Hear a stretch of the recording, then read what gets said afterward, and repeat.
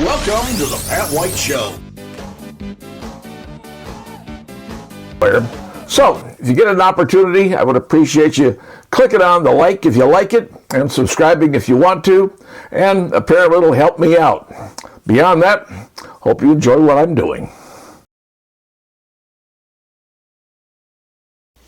So here it is Thursday, and I was driving in my car roughly around noon today, and suddenly a bulletin comes on the radio that says, hey, a new pope has been elected. There's white smoke coming out of the Sistine Chapel in the Vatican. And I thought to myself, okay, new pope, let's head home and see who it is. So I got home, turned on the TV, and then there was much talk about, well, who it possibly could be. And I remember back in episode 34, which was a few weeks ago, I did a projection on who I thought the potential pope could be. I listed 5 individuals. I take that back. I listed 7 individuals. And surprisingly enough, one of those 7 actually ended up becoming the pope. Well, that's not a big thing, really, when you think about it. And here's the piece that I ran. Take a look at this. Next one is Cardinal Robert Prevost. Cardinal Prevost is a Chicago-born priest. He's 69, an American bishop, an American pope. Folks, that has never happened. Could it happen? Well, anything could happen when the conclave gets together, because you just never know what's going to happen. But yes, this is the part that really amazed me. We got a pope who's an American. First time in history, folks, an American pope. There's 1.4 billion Catholics in the world, and for the first time ever, a Papa is a Chicagoan. Not from New York, not from LA, right from Middle America, Chicago. Born in Chicago in 1955, September the 14th. His name is Robert Prevost. Robert Prevost has taken the papal name of Pope Benedict the 14th, which is kind of interesting in that particular thing. But he is from the south side of Chicago, lived in the suburbs out there. Ended up going to Villanova University, studied math. He is an avid tennis player, and that's fine. Like I said, he's 69 years of age, going to be 70 this fall. And he is a first American pope ever. And when he came out onto the balcony, the papal balcony in Rome at the Vatican, he had a smile on his face. He looked, well, happy, for lack of a better term. But there he was, the Pope, an American pope. Now, his job in the Vatican, he was taken in by the previous pope. He was the administrator for the church. Now, basically what that means is he was the person involved with appointing bishops, people who got to be bishops around the world, and that was his job. So he was closely working with the previous pope, if you will. And he is known around the church because he spent, 20 years in Peru. He was in Italy, speaks fluent Spanish, fluent Italian, and they called him Father Bob. That's what he was known as, Father Bob. Very, very interesting guy. And he could be a one who can, align the Catholic Church. You got the progressives and the conservatives. He may be the one to align it and get everybody back on the right path, I presume. So there it is. Came out into the throngs, the hundreds of thousands that were watching. And the most stunning thing is, for the first time in history, a pope has been appointed who's an American? It's always been thought that Americans couldn't be a pope because, Americans have too much power. But there he is. He's the Pope, Pope Louis the 14th. This is going to be very interesting to see what members of the governments want to come and see him, want to come and talk to him. The interesting thing was when he was standing on the balcony talking, he talked in, obviously in Latin, in Spanish, and in Italian, but he did not say anything in English, which I thought was a bit of a surprise. So the biggest thing I can tell you is right now is that it's a stunning in the world. It's a stunning in America. Well, and for the Catholic Church, American Catholics are going, what? An American Pope? That's never thought to be possible. But yes, it was. So folks, now you know, for the first time in history, what I talked about back in episode number 34, when I talked about the 7 possibilities, there he was. He was one. A stretch, a big stretch, but there he is, Pope Leo XIV, Robert Prevost, Chicagoan, Villanova University, who loves playing tennis. A tennis-playing Pope. Who knew? Well, America, now you got something to talk about. A Pope from America. Imagine that.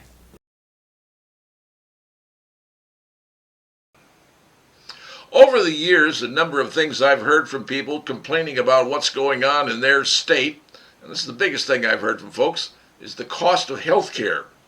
You heard me right. The cost of health care, not necessarily going to the doctor per se, you know what it costs you to go to the doctor. No, this is if you have to go to the hospital. And I have heard more and more people say, I can't believe what it costs to go to the hospital for some minor thing. Well, to tell you the truth, it actually happened to me once too.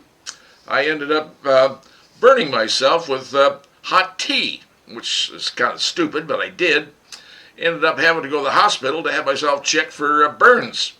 Was in there, they looked it over and said, yeah, well, you got to go to St. Joe Burn Unit, and they can fix it up and take care of it. I mean, it wasn't really terribly serious, it was second-degree stuff, but ultimately I got the bill for that. And the bill for going to the emergency at the local hospital here, not naming names, but it was over $1,400. And I wasn't there for what, maybe 30 minutes? Until they told me I had to go to a different hospital? Well, so I can understand people being frustrated by the fact that, hey, the cost of going to a hospital is so much. Well, as it turns out, the state of Indiana and the government has passed a new law. It was signed by Governor Mike Braun. It's House Bill number 1004. And here's the thing. This law says that certain non-profit hospitals, let's keep that in mind. There are profit hospitals and there are non-profit hospitals. If you go to a non-profit hospital network, this might affect you. And what they have said was, okay, you nonprofits, you need to cut your cost. You are way overpriced. And you have until June 30th of 2029 to cut your prices, or you will no longer be a nonprofit. Think about that. Cutting the nonprofit, that brings taxes in and a whole lot of other issues they don't want to deal with. So the hospitals they have chosen, or the hospital networks they've chosen, are nonprofits. Here they are. Ascension St. Vincent's. You must reduce your cost by 40.5%. And then there's Community Health Network. They must reduce their cost by 34%. And then how about the Deaconess Health System? They have to drop their cost by 23%. The Franciscan Health Network has to go down 30%. IU Health Network, big time, IU Health Network, they have to reduce their cost by 40.6%. And finally, and last but not least, Parkview Health must reduce their cost by a whopping 40.8%. You heard me right. Parkview Health must reduce their cost to bring it in line with average cost in the state of Indiana. They have to reduce their cost by 40.8%. That's the largest amount of any hospital system in the state of Indiana. Parkview, big player, must bring their rates down 40.8%. That's nearly 50% cost reduction. Now, will they do it? Well, they better have to do it, or else they're going to have to lose their nonprofit status and then be subject to tax and everything else that goes on. Will that affect what Parkview does here in the city of Fort Wayne? I don't know. I'm just telling you flat out.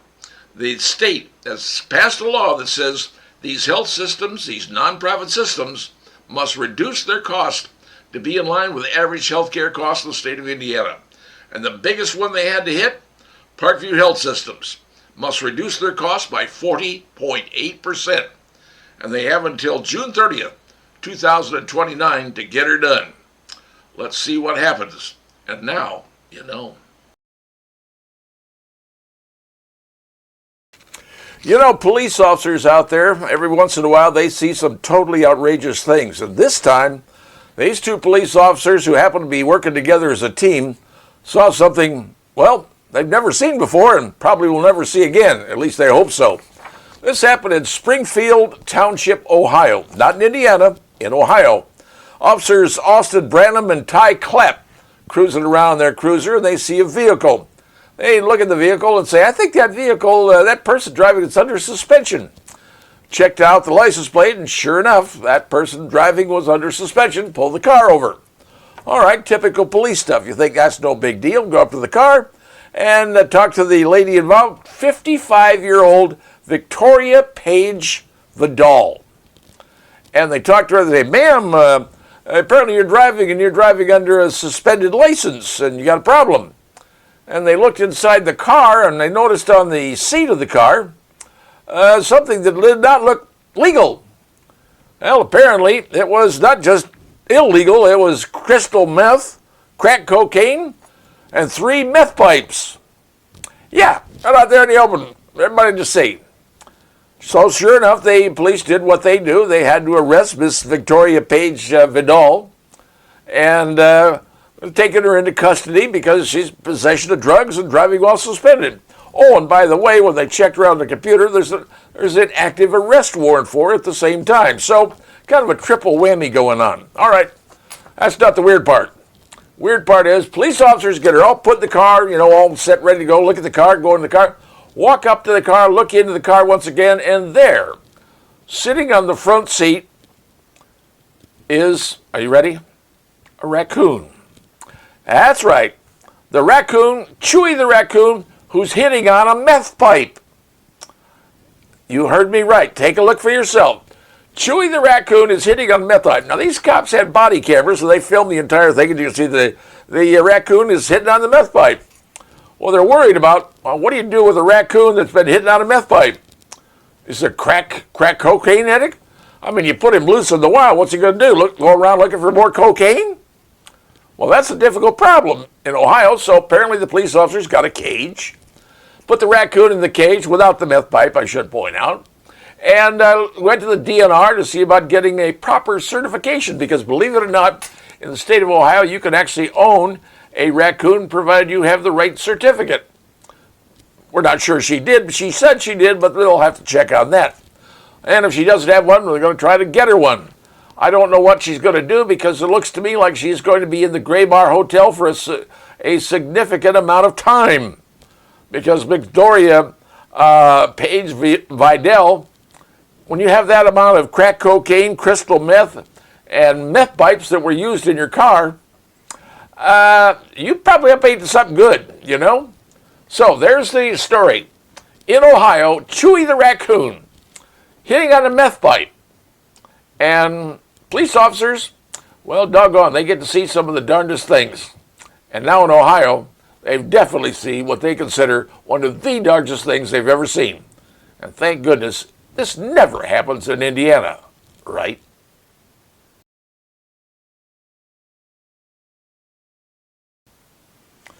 Well, unless you've been living under a log for the last couple of 100 years, the chances are pretty good you know what a Starbucks coffee house is. That's where you go and you spend an inordinate amount of money to get whatever flavored cup of coffee you want served by one of those Starbucks baristas. Well, apparently a problem has arisen because Starbucks is now telling their baristas how to dress. And that has created a giant problem, especially at the unionized Starbucks, because they're saying, well, excuse me, but you're telling us to dress means we can't be our personal style, the way we like to look, the way we like to present ourselves. Starbucks, which replied and said, excuse me, we're a business. Our job is to sell coffee, sell pastries, whatever we have. Our job is to sell it, and you are the selling professional that we hire to market our products. And we want you to look in a certain way. Not the way that you want to look. with the blue hair, green hair, pink hair, whatever you got. But that's fine. But we're going to give you a couple of shirts, Starbucks shirts. We'll give them to you. You wear these. You can wear it with the blue jeans, black jeans, whatever colors of jeans you want, but you got to look presentable, look like professional. And the Starbucks employees are apparently not happy about that because they said, well, that means we got to go out and buy new clothes. Well, you know what? You don't want to show up in torn jeans. It doesn't look professional. Yes, Starbucks has that official Starbucks apron, the green one. Starbucks, you can wear that. But the bottom line is, complaining about the fact that you don't like the way they're telling you to dress, I'm sorry. You go to any business where they have people, if you can go to any store, a lot of folks are wearing the official store shirts, whatever they happen to be. You go to some place like Lowe's or Home Depot or some of those other fancy places, everybody has an official shirt. There's nothing wrong with the people at Starbucks wearing their official shirt. But yes, they got to complain because they're victims. And that's the problem, America. We have so many people out there claiming to be victims. They're not victims, they're part of a system, and if you want to earn some coin to live on, you got to work for somebody. And if somebody's rules say, this is what you want you to wear, and we'll give it to you to wear, then why are you complaining? No need for that. Get your head out of where your head happens to be, and I'm not sure where it is. But all I can say to you is, Starbucks, fine, if you want your employees to wear the official Starbucks shirt and the official Starbucks apron, that's your call. For you workers there at Starbucks, if you don't like it, I have a thought. Quit. Go find a job someplace else. You hired on to Starbucks, you knew exactly what you were getting into, and frankly, if they want you to wear a certain shirt and they're going to give it to you, wear the shirt. If not, exercise your right to resign. That's all it's done. Everything's done, everything's finished, and then you can go out and find a job at McDonald's. Oh, by the way, they're probably going to want you to wear their shirt too, just so you know.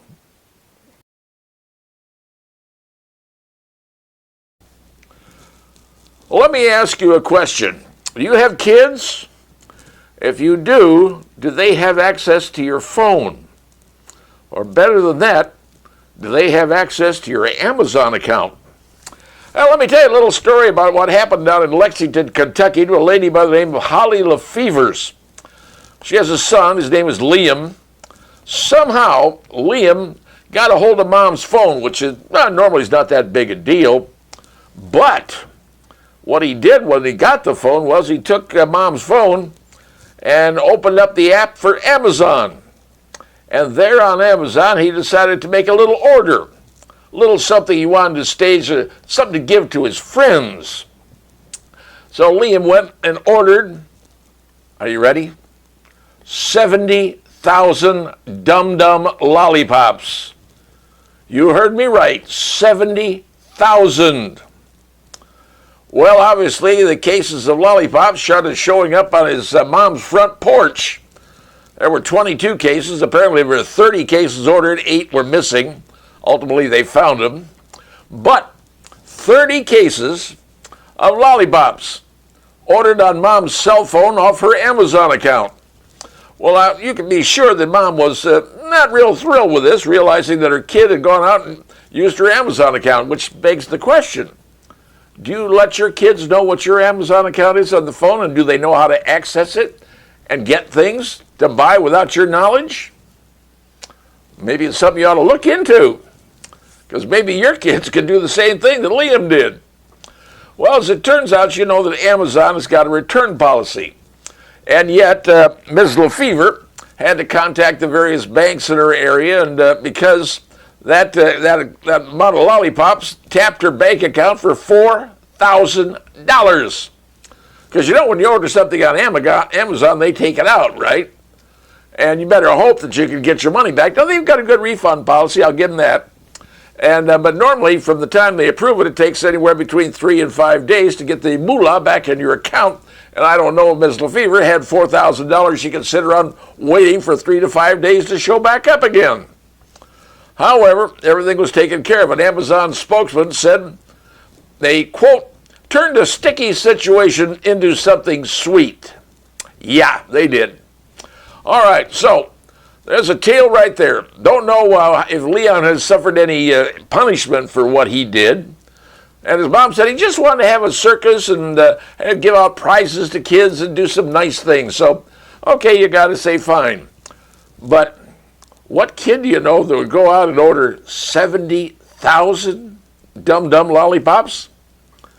Either he's got a lot of friends or he figures he's going to have one heck of a party. Regardless of what it was, all's well that ends well. And the dum-dums are going back to the factory, and Mrs. LaFever apparently has her $4,000 back in her checking account. And a lesson learned. You folks out there, if you've got the app on your phone for Amazon, your kids know how to use it, be cautious. You just might find something on your porch that you didn't anticipate, and it might cost you a whole boatload of money. Way back in the year 2000, that's 25 years ago, during a foot chase, police chasing a bad guy by the name of Benjamin Ritchie, he turned around with a handgun and killed a police officer who was chasing him. Well, ultimately, Mr. Ritchie was charged with first-degree murder, and he is now on death row, and he's scheduled to be executed in 2 weeks. The last execution we had in Indiana was back in last December. Joseph Corcoran, Fort Wayne kid, who killed a number of members of his family. And people said, well, he was mentally ill, but he was put to death. Well, it turns out involving this execution coming up of Mr. Ritchie, the Associated Press has filed a lawsuit against the state of Indiana and the Board of Prisons and what have you, those people, because Indiana is one of 2 states. Now, I'll say this again. There's one of 2 states out of 27 states in the United States have the execution penalty available if they choose to use it. And Indiana is one of 2 states that does not allow media to be present. That's right. There are 2 states, Indiana and Wyoming, are the 2 states that do not allow the media to be present at an execution. Well, according to the lawsuit filed by the Associated Press, and I'm going to quote it here, it violates public right to an independent, unsanitized description of a sensitive and controversial government action. Now, does that sound to you like an independent third party talking about something we just want to be on hand to observe it for the press? They call it a sensitive and contentious government action. Well, I don't know about you, but the terms sensitive and contentious are saying we don't necessarily agree with it. We want to cover it so we can bash it. Now, have there been mistakes made in executions? The answer is yes, because they're limiting the things that can be used to take someone's life. And we all hear about the things where there's firing squads available, and they want to cover that for whatever reason. You know, in my opinion, it's just me, the media would probably put it on television for everybody to see if they had their way, just saying what I think they would do. But now they have filed a lawsuit in the state of Indiana saying we have a right as the media to observe this and report it to the public, these sensitive and contentious government actions. They sound very negative to me. Now, they're saying, well, it prevents the taxpayer from receiving an unbiased review of the death penalty and the implications therein. Well, you know what? 27 states have the death penalty. And frankly, I would say most Americans happen to say in certain cases, very, very specific cases, that you suffer the consequences for what you do. And not in everyone, but here Mr. Ritchie was sentenced back in 2000, 25 years ago, and it's taken that long to send him to his eventual demise. 25 years. And the AP says we have a right to carry it and tell the people what they're seeing. That's just an opinion from my part, but I can tell you right now, the words used by the AP to go into court to say it violates the public's right to an independent, unsanitized description of a sensitive and contentious government action. Well, Sounds to me like they're not unbiased. Sounds to me like they're very biased, and biased against the death penalty. My opinion and my opinion alone. Don't know what you think, but now you know what's going on.